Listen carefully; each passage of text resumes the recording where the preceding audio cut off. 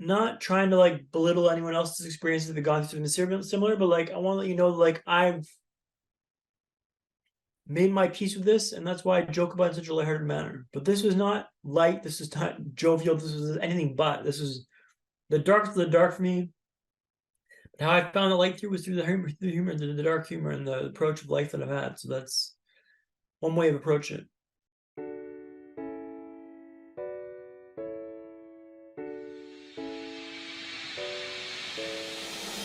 Welcome to Give a Heck. I am your host, Dwight Heck, and for much of my life, lived my life in quiet desperation, wondering how I was going to pay the bills, take vacations, save for retirement, and one day wondering if I would get off the hamster wheel of life and have purpose. A life that most of society lives, which takes us to work, then home, then repeat, and pays us hopefully enough just to survive. The harsh truth that most live with more month than money and have no idea how to live life on purpose, not by accident. This ensures the mass majority are living not just financially broke, however emotionally and mentally as well due to financial pressures. In each episode, I will introduce you to thoughts, ideas, and guests that can help you to learn how you too can live life on purpose, not by accident. Good day, and welcome to Give a Heck. On today's show, I welcome Daniel MacQueen. At 28, Dan was leading a healthy, active life. After an optometrist appointment to identify the cause of his persistent headaches was cut short, he was handed a sealed envelope and told to go directly to the hospital. What followed was emergency brain surgery. On June 21st, 2014, Dan's reality was shattered by a devastating brain hemorrhage. With no map to guide him on a grueling path to recovery, Dan had to rely on his grit, perseverance, and resilience to relearn everything he once knew: how to walk, talk, and even smile. Dan has survived 2 emergency brain surgeries, weeks in a coma, and months in a rehab hospital. What he found out along the way might surprise you. There is nothing like a brain injury to refocus the mind. Driven by a positive mindset, Dan battled through excruciating rehab exercises to rebuild his life and return to a job he loved. He's grateful for the doctors who saved him and the friends and family who supported him. Now he wants to pay it forward. The tools Dan used to build back his life can be used by anyone facing challenges. He will reveal strategies to help you or your team be better than yesterday and achieve your goals one step at a time. His action-oriented life hacks will help you tackle anything you face. Join Dan and I now to learn how changing your perspective can activate your resilience. I'd like to welcome you to the show, Dan. Thanks so much for agreeing to come on and share with us some of your life journey. Hey, Dwight, thank you so much for having me. It's a pleasure to be here. Fantastic. I appreciate you coming on, brother. Our pre-conversation prior to me hitting record was fantastic. I am positive you're going to add a lot of value to my listeners' lives, and I look forward to getting onto it. So let's start right now. Dan, one of the things I focus on is a person's origin story. And for those that are new to the show, I focus on the origin story because really your whole life started from your earliest recollections and what you went through from a childhood to adulthood. And it affects what we become, right? And we may not realize it, but sometimes a person sharing it can help us connect better and help us on our climb and journey to get past our own trials and tribulations. So Dan, tell me your origin story and what key things from your childhood to adulthood that led you to where you're at currently. Yeah, thanks, Dwight. I was thinking about this during our pre-call, and I was thinking, the origin story I want to share is growing up in Ottawa, Ontario, Canada. I was born there.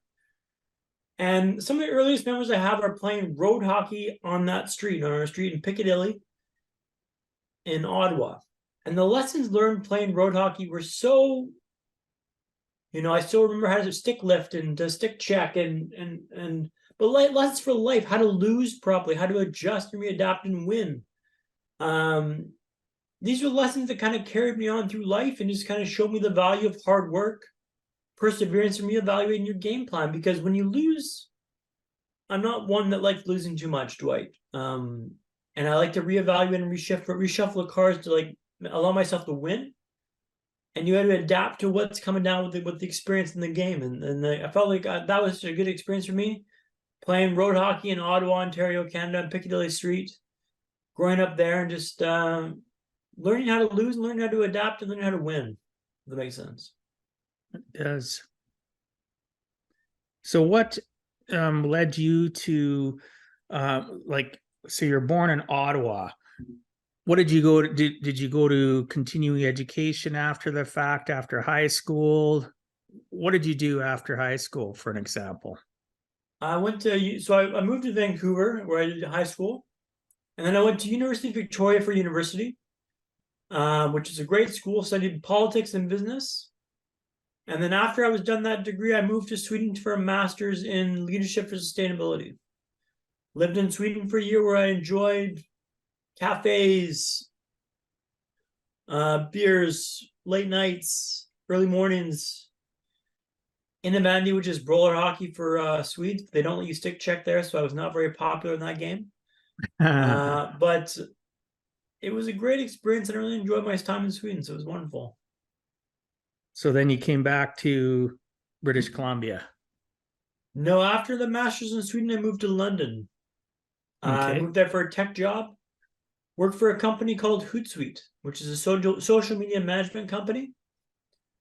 And I worked in the support team for a year, and then moved into implementation specialist, which is like post-sale, help clients be successful using the platform, train them on the tool, and set them up for success through training sessions. So I'd run 3 sessions for the client, and I'd have maybe 12 to 15 clients at a time, and I'd run them through the gauntlet of training and implementation, which that was cool. So sounds like an interesting. I'm familiar with HootSuite. Sounds like you've been through many different great things in life, right? That you've gone through and experienced. And so after London and HootSuite, where did you go from there? How long did you stay in London, and where did you go? So I just moved back from London last autumn. I was in London for 10 years, a decade. This brain injury that I had was suffered in London, actually. Okay. So you suffered that in London. And as a Canadian, and this is going to be kind of strange question for some people, the healthcare system in London versus the healthcare system in Canada. Are you glad it happened there, or would you wish it would have happened here? Yeah, well, I'm a European citizen, so I was able to get full healthcare in London. For neuroscience, I think London's probably the best country in the world to have this happen to. It was free. Brain science is quite big in London. I think there is no better place to have this happen than London, England. So I'm very grateful for the support and medical support I had in London. It was free, which is also a big bonus as well. But it was not without hard work. I had to work my tail off to get results and to get improvements and to get progress. And you're only as good as how much work you want to put into it. So could I have best healthcare for neuroscience in the world, but like if I didn't put the work into rehab, I wouldn't have gotten anywhere. That's We're true. asking the rehab team, like, can I go back for extra workouts and extra this and extra that because I want to improve and get better? And how did you stay motivated, Dan? Well, it's like, how do you not stay motivated, right? The odds of you being a human being are 400 trillion to 1, Dwight. Yeah. 400 trillion to 1. You talked about gratitude earlier on in the call. That's one stat that I remind myself of them daily. And like, the odds of you winning the lottery, are you're more likely to win the lottery like a million times over than you have the life in the first place. And I had this card in my hand that showed up in London, and it's a pretty devastating card. Not many people make it back from this card, but I had this card. I'm gonna muck the whole hand because of the card. I'm gonna play in the hand that I was given because I was given a good hand. Besides the one card, it's a pretty good hand. And I've learned to adapt and compensate around that card and just like adapt my vibe to it. So it's like you mentioned gratitude's a big part of your vibe, and that's a big part of my life as well. Is this understanding that the odds of you having a life are so small and so remote that let's not worry about what happened with your card, with your hand. Let's play the hand you were dealt. That's a good attitude to have. So why Canada? Why did you come back then? Lockdown was pretty tough in London. very tough with regards to like not opening up too much stuff. The restaurants were closed. Only go for exercise and groceries for like a year and a half. And you know what I said? London's not that far when you can come back twice a year for the summer and the Christmas. But when the lockdowns kind of made that a bit more difficult to do, London became quite a big, you're on an island essentially, and it's quite difficult to get anywhere. And I realized, you know what? It's not where you are, but who you're with. And so I came back to Vancouver last or 2 summers ago, actually. Then you got family there. I got family in Vancouver, yeah. So I'm back with my folks right now in Canada.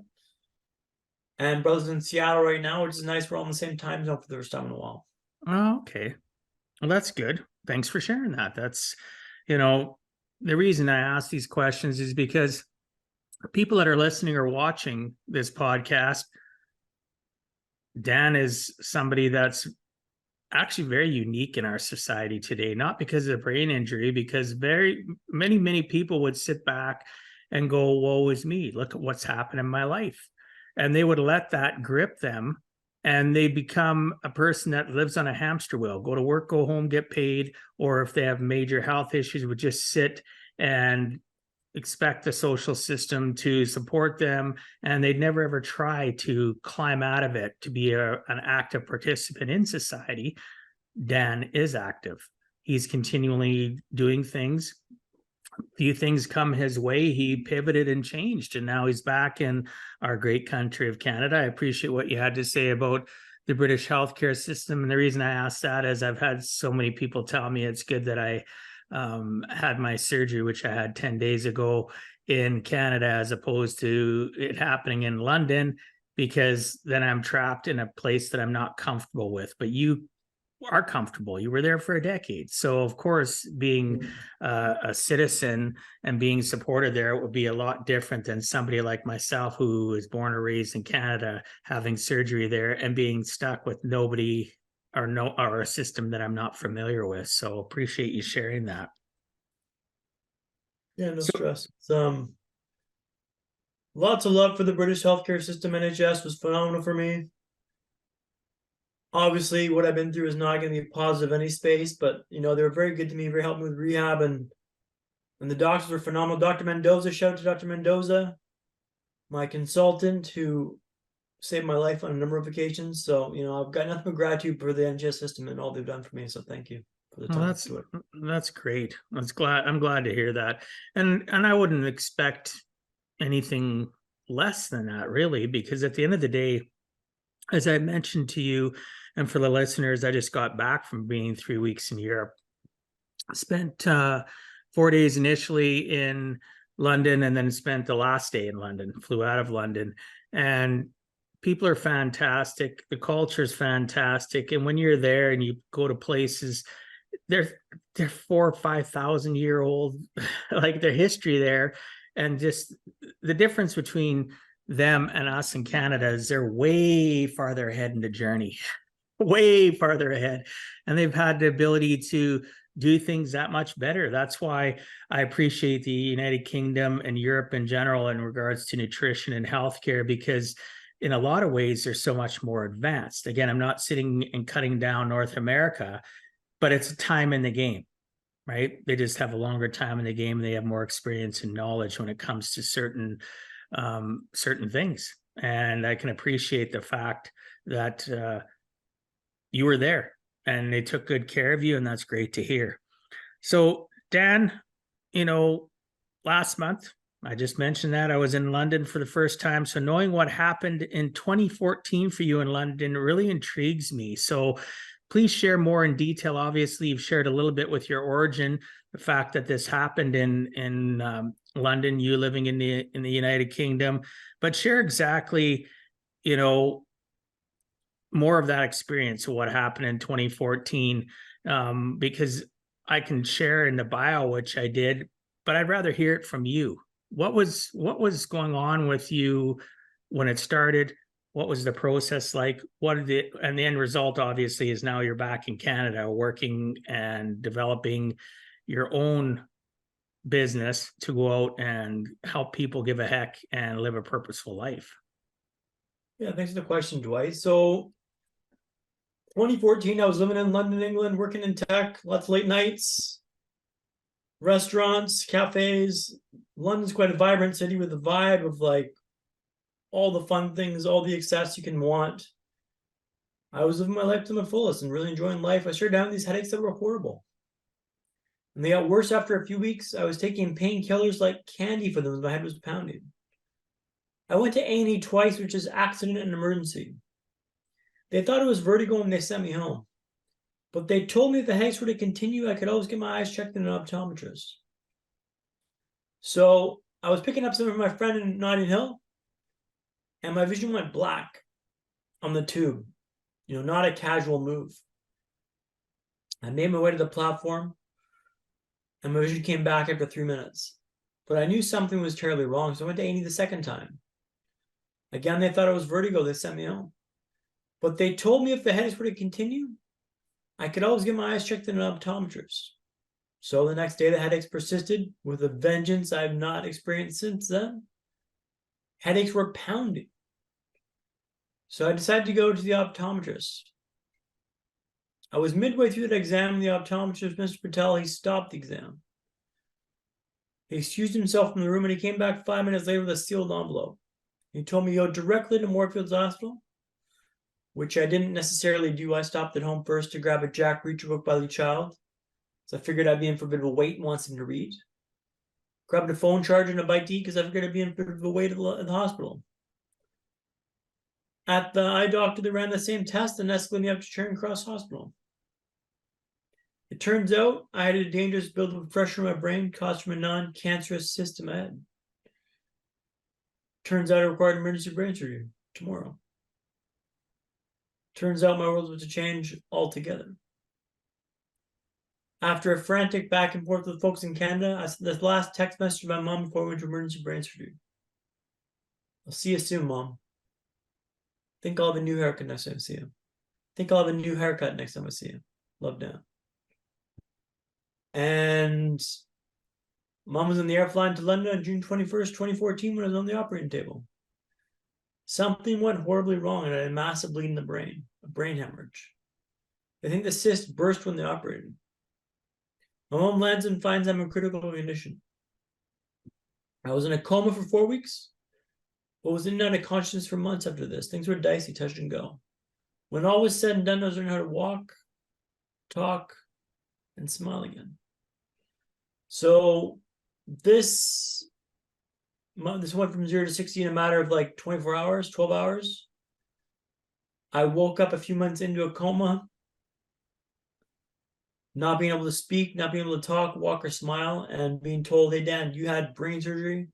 You had a brain hemorrhage. You can't do A, B, and C. You're in London right now. Your family's around you. Go. And I kind of had to look at it from the point of view of like, you know what, this hasn't killed you, but it's what you think about it that matters. A big through line through my talk, Dwight, is it's not what happens to you, but how you respond to it that matters. And that's not me, that's Epictetus. This is stuff I've learned after the fact. I didn't know this at the time, but this is a through line from Epictetus, a Stoic philosopher. But that single idea is what buoyed me up through these dark storms and these dark waves and these dark clouds. That it's not what happens to you, but how you respond to it that matters. And I held on to that through thick and thin, and had to really learn how to walk, talk, and smile again. And there's been, arduous, difficult, grimy, chop wood, carry water kind of vibes. And chop wood, carry water is what I call work. Whenever I get frustrated or like distracted by something, I always remind myself, no, Dan, chop wood, carry water. But that means to me to like just get to work, send the emails, trust the process, getting back to work, getting better. And that's slowly but surely how I built myself back up and got back to work, got back to life that I'm valued and has a lot of meaning to me. But that's kind of a good origin story start point there for you, Dwight. Oh, that's amazing. I like the fact you talked about things that you say to yourself, right? Chop work, right? Chop wood, pardon me, carry water, right? And most people don't realize it in life. You can reset yourself with things that are very simple that you say to yourself. self-talk is so powerful, and we don't take it serious enough. And it's something that should be taught. Positive self-talk and ways to correct our thought processes is something that is severely lacking, not just in North America and Canada. It's lacking around the world in regards to our education system. So I like the fact that you brought it up, that you would just remind yourself, chop wood, carry water. To me, that means you're a person that's tenacious, right? Tenacity is something that's not taken serious enough, that, you know, to be tenacious, to be somebody that's not going to give up, that's not going to quit, that's always going to find a solution.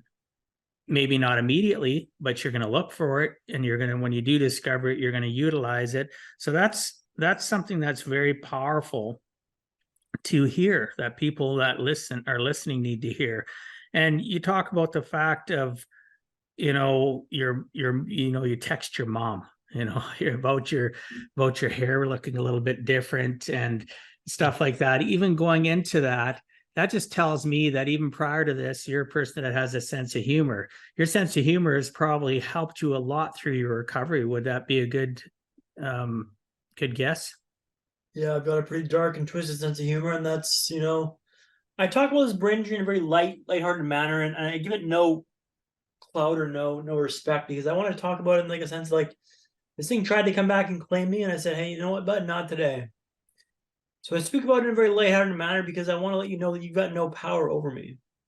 So I talk about it in the most disrespectful tones ever. You thought you had me there, bud? Guess what? You didn't. I bring levity to this because this allowed me to find the light in the dark places. Not trying to like belittle anyone else's experiences that have gone through something similar, but like I want to let you know, like I've made my peace with this, and that's why I joke about it in such a lighthearted manner. But this was not light. This was not jovial. This was anything but. This was the dark for the dark for me. But how I found the light through was through the humor, the dark humor, and the approach of life that I've had. So that's one way of approaching it. That's a great way to approach it. Most people look at life and they're looking at it through glasses where it's doom and gloom and there's a cloud over their head. And really, at the end of the day, humor is so healthy. It's good for your heart. It's good for your soul, your mind. It's good for everything that you do on the daily parts of your life. And, you know, just something as simple as smiling, you know, is a good thing. A chuckle, a smile, whether it's done through dark humor or whatever the case, like you mentioned, humor is a good thing, right? It's something that people don't practice enough. And part of that has to do with, I don't know if you agree with this or not, is our associations of what we listen to, what we watch, what we read, who we hang out with, right? If you're a person listening and you find yourself not laughing or smiling a lot, look at what you're doing with what I just mentioned. What are you watching? What are you listening to? Who are you associating with? And good chance what you're associating with or who you're associating with is the reason why you're not smiling. You need to change that association and bring that laughter and that joy, whether it's dark humor or it's not, bring that into your life. We have a choice in our daily life. What are we going to bring into our day?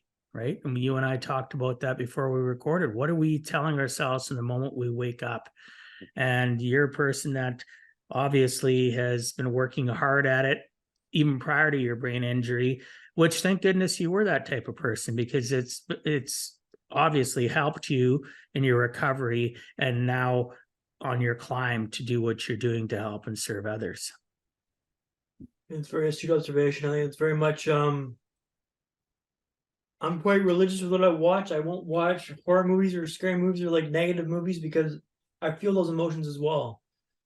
So humors, action-packed movies, I'll watch those because I feel those feelings when I watch a movie. So I can't disassociate from a real movie to like real feelings, which maybe means I'm a bit soft in terms of what movies I can watch. But I don't know. I feel too much in the movie, so I don't really like to go down that negative road.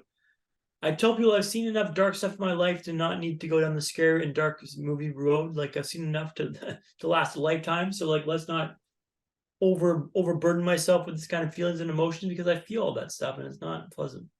Oh yeah, and you know, you bring up the fact of watching scary movies or movies that are too, like watching movies that are true life movies that are too close to home.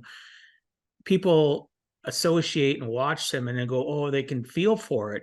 But when they leave the movie, if they're sad and they're dismayed, or they're watching a television show or whatever the case may be, and it creates anxiety or depression in them, that is not something for myself that I want to experience. And I'll use a prime example. My son and I, my adult son and I decided a couple nights ago to just to start watching a show. And I won't mention the show, but we decided to watch this show that just come out on one of the streaming services. A couple episodes in, we both looked at one another. We didn't even finish the episode because it was creating anxiety in both of us. Yeah. Because the whole premise of the show was terrible. Like go, everything's terrible. Somebody's gonna hurt you, somebody's gonna backstab you, somebody, you know what I mean? There's secrecy, there's all this stuff. Yes, there's a reality maybe that exists in life, but I don't want that to be part of my life. So I love what you said. You got to choose what you're going to do. What are you going to bring into your life? Yeah, and I'm pretty religiously like guarding myself to not expose myself to these things that I know will trigger me or like make me feel anxious or afraid or unsettled in myself. And like I'm very good at keeping those things at bay. But that's through experience, and I've only learned that by feeling anxious and feeling anxiety and feeling depressed and feeling upset, by watching things that like seep through the cracks and have an actual impact on me. So like I'm really good at keeping that at bay now. But also I think I've just experienced enough of that darkness in my life that like I don't need any more of that stuff now. I've seen the dark side of the world a number of times, and I've made my peace with it. I've battled my own demons to get through the other side of it, and like I don't want to go back there if I don't have to. And that's my story, and I'm sticking to it. Oh, perfect. Your realization, though, is strong. What would you tell people, though, that, have never figured it out? Because you figured it out, like you said, you're very protective of yourself.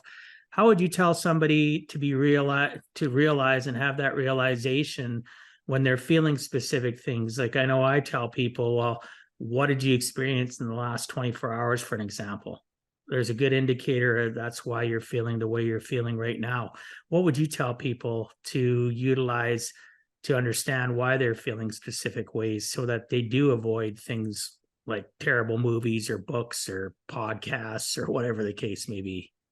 Yeah, I guess just audit what you're listening to, what you're watching, what you're consuming, because you are what you eat, in the sense of like consumption of like audiobooks, movies, books. And if you're constantly surrounding yourself with like these negative thoughts and feelings, like that's going to seep in your vibe somehow or some way or another. And that may be the thing that sets you off, or like sets you feeling anxious and anxiety, and the cycle of like doom scrolling and like everything's on the cusp of being horrible at the same time. Like, well, let me feed into this a bit yourself because of the stuff you consume. But hey, that's up to you. If you want to do this and you like that feeling of anxiety and stress, by all means, keep doing what you're doing. But that's not for me.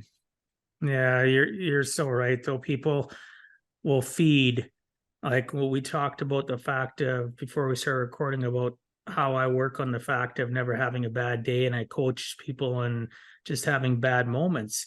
And it literally is, when you're having a bad moment, what are most people doing? They're going to listen to depressing, sad music, watch a depressing show. Like you said, if you want to be that person that feeds your anxiety and depression, by all means do it. But I know those that are successful in life, that are continuing to climb, to change their lives and support and serve others, are always evaluating what they associate with on a daily, from auditory to visual to associations of people. So I appreciate you confirming exactly what it is that I do that keeps me moving on the climb. So, Dan, you had another setback in 2015. Please share what happened and how you handled that second round of adversity. Yeah, so this was the tough one, to be honest. The first one was a cakewalk compared to this, but I've been working for a year to rehab, so occupational therapy, vocational therapy, physical therapy, speech and language therapy. Like I was working to get back to work, and I made it back to work for 2 half days a week, which was not much. Looking through some emails, being in the office, being around people that, at the work, and just, putting my face in there and just getting some reps. I was back for 2 weeks or 2 months, doing 2 half days, and ramped up to 3 half days. Then I had a second setback. And by setback, I mean I was found unconscious in my flat by my mom. What was happening was I used to meet my mom at the tube before I went to work to make sure that I got up okay. I just say hi, they give her a nod, get a coffee, and head out the tube, and she head off on her walk. One morning I didn't show up. She made it back to the flat, came in and found me unconscious on the floor. The shunt that's in my brain that drains the fluid in my brain had blocked, leading to hydrocephalus or water in the brain. I've been having difficulty waking up.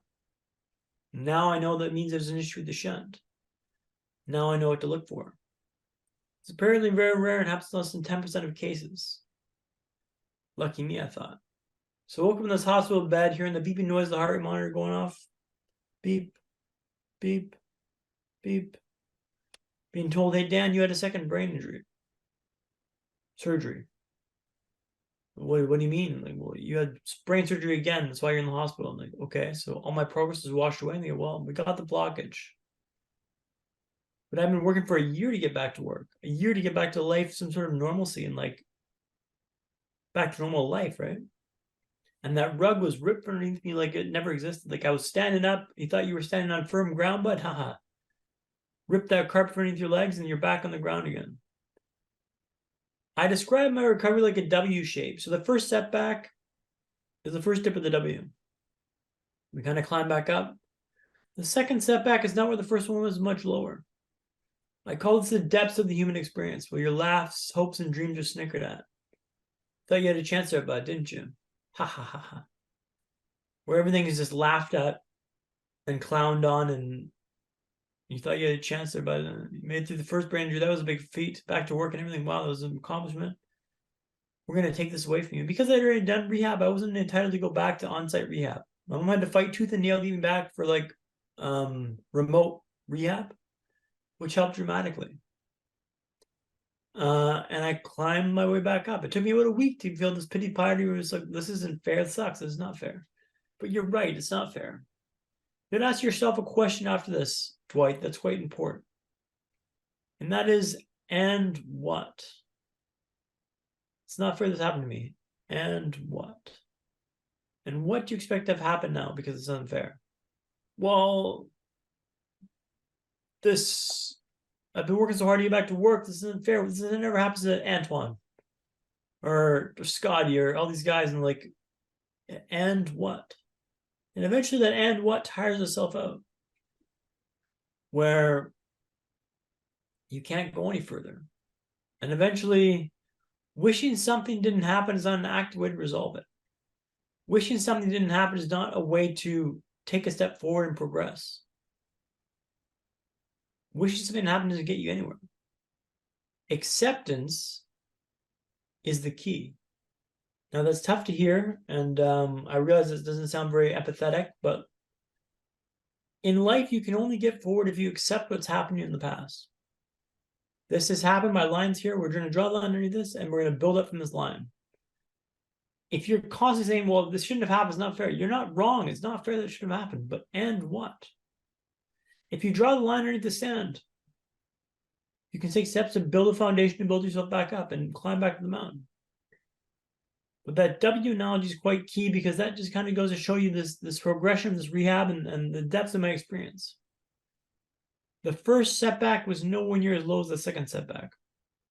All the support and will was behind me. All the time was on my side. I lost a year after the second setback. I worked for a year and I was still at square one. That was the most difficult part of this process. Something I don't pay too much heed to because I don't like to go down that dark hole after it, but like that took everything to get my mindset clear, my vision and alignment with my values, and just kind of rebuild myself back up and understand it's not what happens to you, but how you respond to it. But that was the darkest time for me and my family, and the most I relied on my mindset to carry me through this process. So that's where we're at, Dwight. Wow. Yeah. That would definitely be a struggle. Congratulations though, because like you said, it was, you based it on the W and you ended up starting over a year later. And most people, that would crush them, right? It would have been hard enough to go through the first circumstances of what you went through to rebuild yourself up, to get to a point where you're working a couple days a week in the office, to have it happen again. Most people would be just completely defeated. So it says a lot about you and your resolve and your tenaciousness, and the ability for you to surpass and climb above trials and tribulations, which makes you the perfect person to be able to help others that are going through challenging times in their lives, because you can relate to the fact of what they're going through and be able to give them some solace, but not in a pity party way, but in a way where you can acknowledge their hurt, their pain, and say, like you said, and what? Right? And what? Where do we go from here? And you're a person that's been able to do that. And kudos to you. I like that. Draw a line in the sand and then climb back up the mountain, right? Got to keep on pushing forward. Yeah, it's like, it's not fair this happened to you, but like, and what? What do you expect to have happen now? Like, no one's gonna like unrail the red carpet for you, be like, oh, Dan's coming through back here. Let's make a way through him for you to make it through. Like, look, it's not fair this happened. It's not fair. But like, life's not fair. And if you go down the rabbit hole of like, woes me, I call it the pity spiral. I never allowed myself to go down the pity spiral because once you start, it's so difficult to stop. So I can't speak from the experience of going to the bottom of this because I never went down this pity spiral. I never felt bad for myself or like, woes me. I cut it off right off the hop. No, we're drawing a line here. We're building up from here. That made all the difference. If you've gone down the pity spiral, you need to find a way to accept what's happened to you and just build back from there where you're at. Doesn't mean it's fair, but acceptance is the key because you can't build back unless you accept what's happened to you. I lost my job last summer, actually, about a year ago, Dwight. And my brother goes, Dan, sorry here for the job loss. I was on the wrong side of the spreadsheet, was part of a restructuring that let go 400 people from my job. Nothing worked performance-wise. It was just like a wrong side of the spreadsheet. Cam goes, you know what, Dan? Knowing what you've been through, this will be a minor hiccup in your vibe. Like, you know what, Cam, thank you. That means a lot to come from you. But you're right. It's like, it's not fair this happened, but like that afternoon, I decided I'm a speaker tomorrow. Now, I wasn't over this whole experience in that afternoon, but I made the choice that day to be a speaker tomorrow. And that meant I need to buy a computer today. Had a boozy lunch, picked up a computer, and moved on with my life. And it's honestly been one of the best things that's happening because I wouldn't have had the balls to quit my job and chase down being a speaker full time had I not been let go from my job. But now I've got kind of air cover to make this happen. And I'm chasing this down like my life depends on it because it does. I've got to work like this, like my life depends on it because this is the life I want to lead. I want to add value, change perspectives, add meaning to this world, not be another cog in the machine. I want to add value, share my perspective because it's not fair this happened to you. You're right, Dwight. It's not fair. But guess what? Life's not fair. Sometimes you got to pick yourself up by your own bootstraps and carry on with life. And I share my story not to be like, well, with me, look at how great these apples are. Maybe mind you a bit of this, probably that vibe, Dwight, I'll be honest with you. But like, so you'd be like, well, this guy's been through some stuff. I guess his perspective is valid. Because had this happened to me, I don't think I'd be in his position now. And yeah, I don't think he would be. That sounds arrogant. That sounds conceited. For sure, it does. But like, I'm not sure many people get back to where I'm at today. I'm like, I can share that perspective. I can show that roadmap because look, I've been through this and this and this. And here's where I'm at today because of this mindset, which means this mindset's key. I did some brain tests 2 months ago in this clinic in Surrey for brain injury. Just to see how the brain's operating after a year out, 10 years after the brain injury, or 9 years after the brain injury. And results came back and they were average. But I labeled them as shockingly average because I was expecting there to be some big outliers of like, well, this is your phenomenal off the charts on this and you're down below this. they came across as average, like just, as a man your age, 37-year-old man, like they don't look like you've been through a brain injury, which is a great result in the first place, but like they look quite average. I was a bit miffed by this because I was like, oh, this is not good. Like I thought like I was special or gifted, but it is great because it shows me that my mindset, my perspective has allowed me to navigate this world in a way that's got back up the mountain, which means everything I've done has been a result of me leaning into this full steam, toes over the nose of the board. I'm riding this wave down and crushing this. Mindset's been key for this, not ability, not gifted, not special. Mindset's been everything, which means you can do it too, Dwight. And that fires me up to talk more because it's like, well, this means that I'm no gifted or special compared to you. I've just chosen to go forward. And if I can do it, why can't you? And that sounds trite and a bit, I can do this, why can't you? It's like, well, that's a bit difficult, but like the brains can't show them average. Why can't you do this? What's holding you back? Able to walk, talk, or smile? Like, start suffocating those excuses and just understand that it's on you to build back better with this. It's a rant and a half, Dwight. Well, yeah, I agree with you.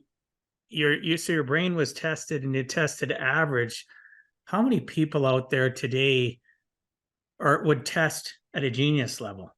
I know people that are so quick on their feet in the sense of, they are genius level, but yet they live a very, menial life. Not to discount the fact that their choices are their own and they're happy or they're not happy. But there's so many people out there that have, they're at a very high level, but they've never had somebody encourage them or never encouraged themselves to work above that. So whether you test average and somebody tests high, your actions speak volumes. Like that phrase goes, it's true. Your actions speak volumes. And,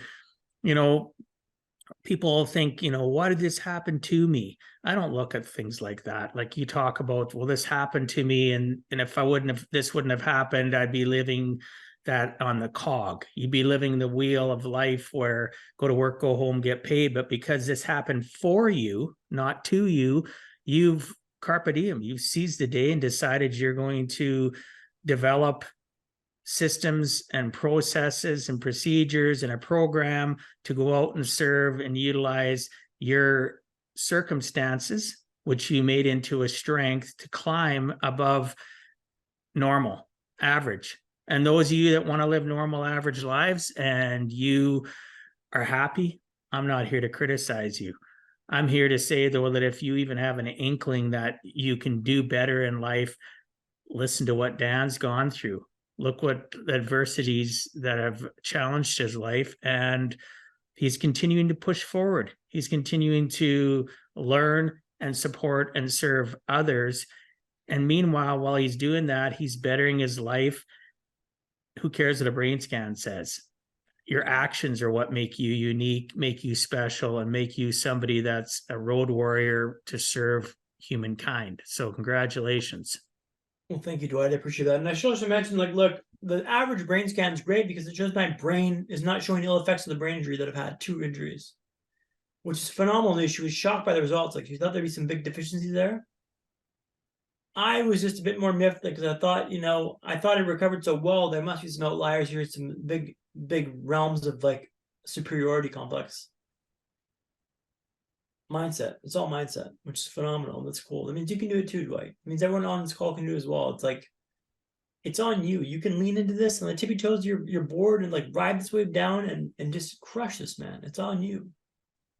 Yeah, I completely agree that if it's, that saying is so overused, but it's so under or misunderstood, if it's to be, it's up to me. It really is. It is that simple. If things are going to happen in your life, no matter, as we talked about pre-call or even during the call, your associations, and you can have all these different groups and mentors and coaches. None of it matters unless you actually are going to utilize and try and, accomplish, right?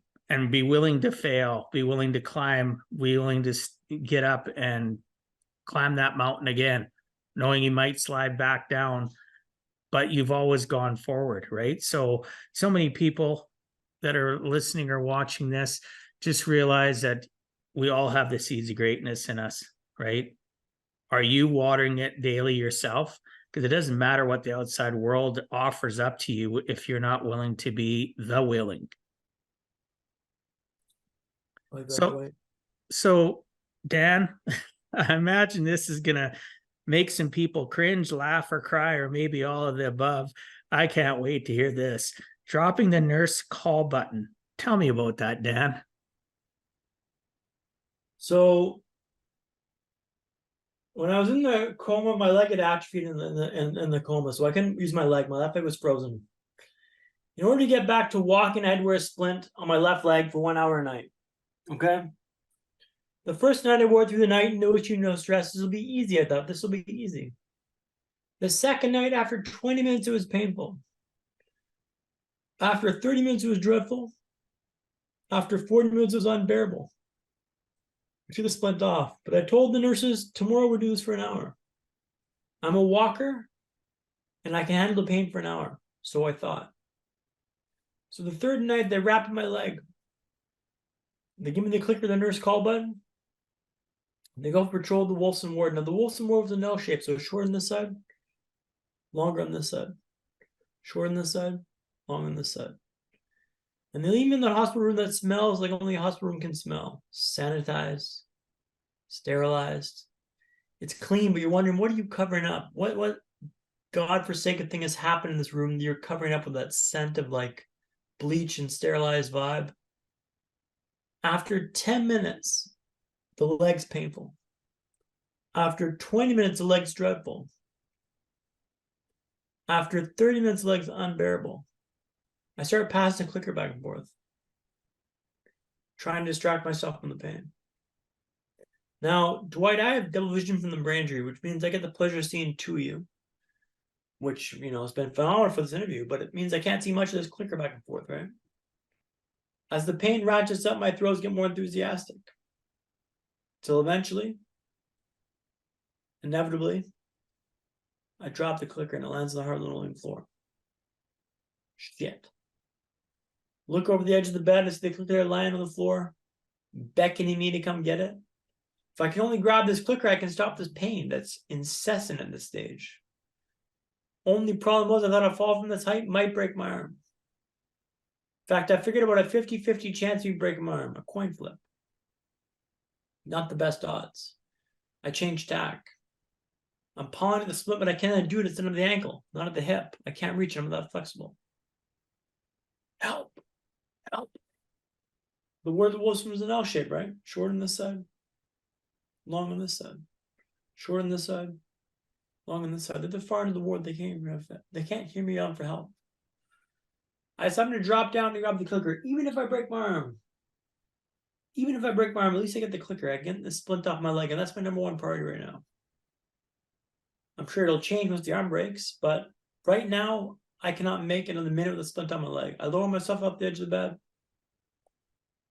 crash down on the floor. It's an absolute yard sale. Blankets, wires, cables, it's all a go. The arm holds, and I hammer the clicker, expecting the nurses to come bursting into the room to come to rescue. Like the bat signal's been put up. They kind of strolled in 5 minutes later. What are you in the floor of? It's my memory. They can sound how they want to sound. So let's not worry about it. Tell them to see the splint off my leg, please, and tell you all about it. So it's not what happens to you, but how you respond to it that matters, right? I learned 3 lessons from this experience. Why I'm telling stories, I learned 3 lessons from this experience. The reason why I'm telling stories, I learned 3 lessons from this experience. The first is, let's not pass the clicker back and forth. It's a pretty self-evident one. The second was, let's do a splint up at the hip, not at the ankle. And the third was, let's always, always, always be solutions-oriented from this moment onwards on everything I do in this recovery. Solution, how can I fix my problem? Get the clicker. Always be solutions-oriented. So that's the story of dropping the nurse call button there, Dwight. And the lesson has stayed with me till this day, always be solutions-oriented, which has been quite helpful. Well, of course. Thanks for sharing that story. It's, in life, you made a choice. You were willing to take the risk of breaking your arm to get rid of the pain of your splint on your leg. So there's trade-offs.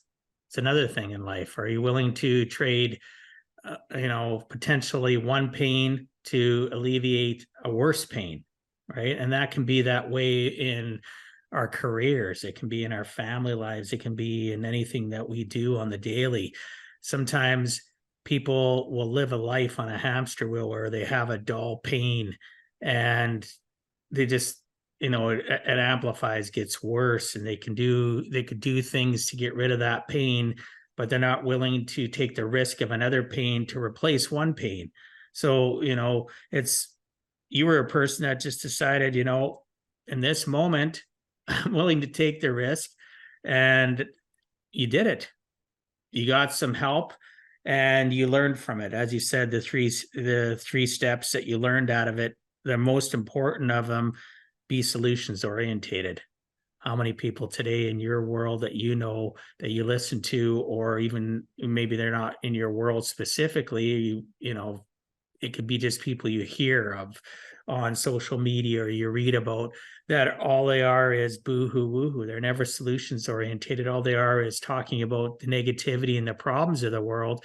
But on the flip side, after they've voiced their displeasure, there's no positive solution to what they feel is the answer to correct that outcome. So good for you for that. I love this story. Sorry you had to go through that, but solutions orientated is the end result. And I think like now in life, I always look at things from a solutions oriented perspective, and like, if I'm going to criticize something, I damn well better have a better solution, or at least a solution in my mind to offer, because being negative for the sake of being negative is not helpful. It's not pragmatic. It's not thoughtful. It's not like being witty or remarkable. It's like, well, what do you suggest, Dan? It's like, if you don't have a solution to offer on the top of your head, maybe best not to say it, because unless you've got a better way to do this, or at least going to offer something out you can get criticized as well, don't mention it, because you've got no leg to stand on either way. No, most people, though, I find in the world today, we have something that is lacking.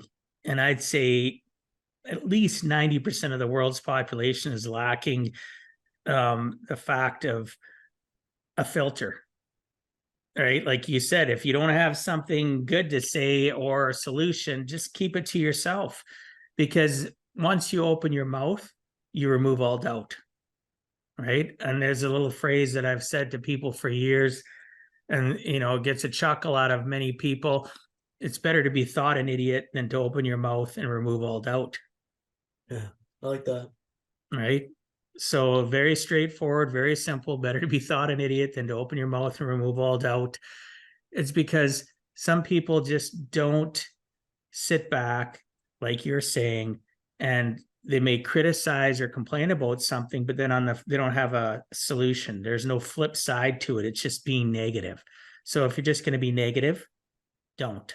Save everybody around you having to listen to it and lose precious seconds and minutes of their lives that they'll never get back. Because again, time is our most precious commodity.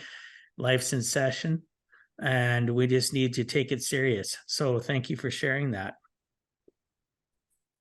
So Dan, can you please, for the listeners and I, explain what is gamification and how have you utilized it through your journey to be better than yesterday? Yeah, thanks, Dwight. So gamification in its simplest form is making a game of a situation of life.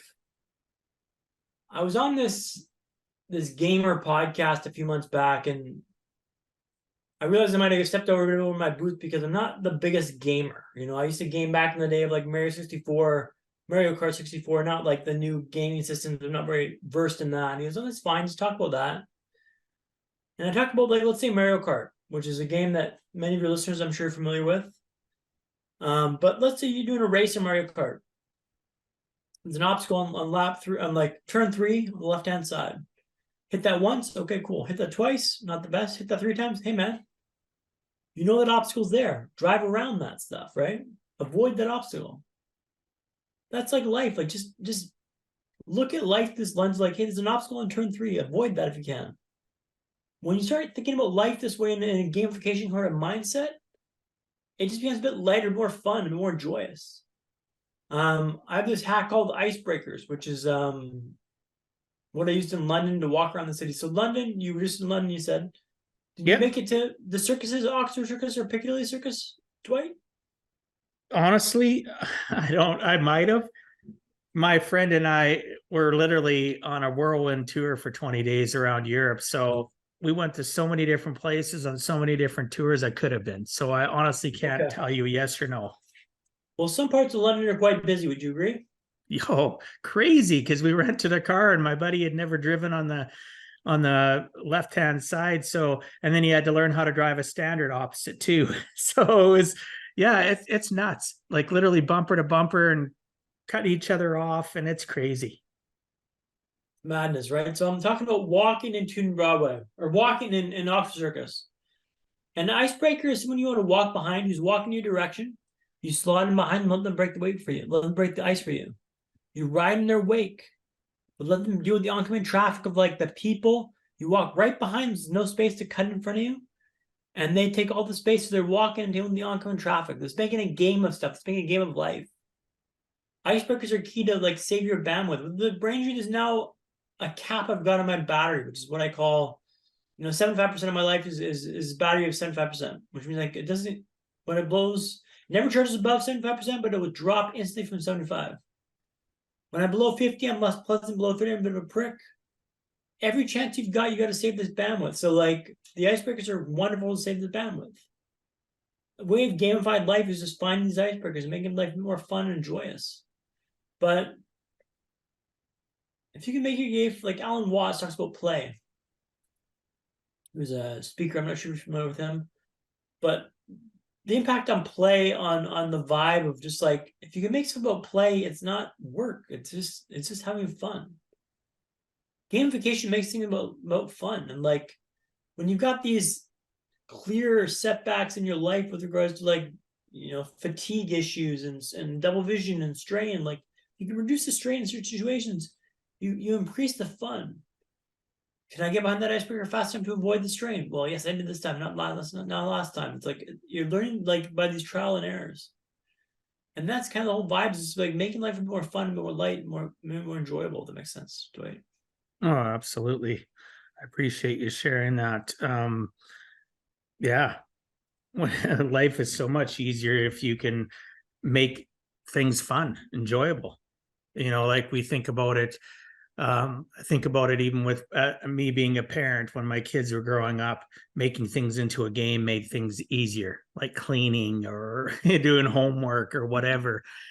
So it involves all parts of life, gamification.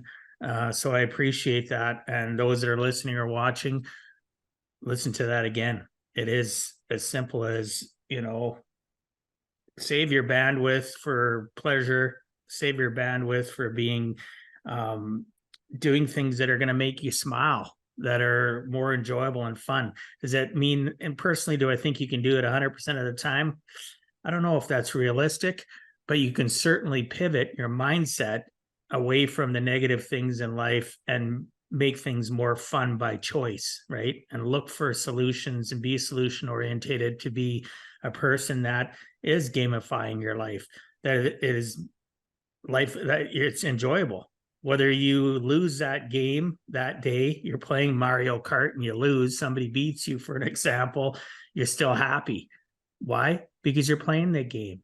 You're playing the game of life and you're trying your best. You're associating with good people. And so I think gamification is something that is very predominant now in my mindset. I will think about that. So I appreciate you sharing that. Right. So, Dan, if you had to give our listeners one last closing message, what would you tell them in regards to giving a heck and never giving up? If you can get your mindset around this one sentence, your life will be immeasurably better. I can promise you that. It's not what happens to you, but how you respond to it that matters. And everything in life is not what happens to you, but how you respond to it that matters. And that's not mine. That's not mine. That's Epictetus. But every time I realize that I've leveled up and I've rose to the occasion of my struggle and my strife, it's because I've embodied this mindset. It's not what happens to you, but how you respond to it that matters. If you can get that through your head, you're golden. Because nothing can touch you then. It's how you respond to it. It's how you respond. Is it the worst or is it the best? Like, how you respond to it. If you're listening to that, there'll be a much better space, Dwight. Oh, absolutely. When things happen to people, if they even for a split second, because most people don't think, they react instead of actually respond based on thinking for a split second, their lives would be so much better, right? So I appreciate you sharing that. So our time is almost up, and I want to respect our listeners and your time. However, before we end, can you please tell the listeners what is the best way to reach you? And the best way to get a hold of me is through my website, MacQueen Dan, MacQueen, Dan.com. We can watch my demo reel and contact form directly there. And there's also got my social media handles on there as well, so you can get me through there if you want. Fantastic. I appreciate you letting us know. I'll make sure that goes in the show notes. Listeners, viewers new to the show, just go to giveaheck.com, go into the podcast portal, and you'll see the show notes where you can find the links on how to access Dan. So any last closing comments that you'd like to do before I wrap up the show, Dan? Life happens for you, not to you. It's not happening to you. It's happening for you. Don't be woes me about it. It's happened. Move on with it. Accept it. Take steps to rectify it. Every day, you're reevaluating the situation and accepting it and moving on with stuff. Like, you're not that important. You're not that special. Get on with it. Right on. That's a great last comments. Thank you so much. So thanks so much for being on Give a Heck, Dan. I appreciate your time and sharing some of your experiences so that others too can learn it is never too late to give a heck.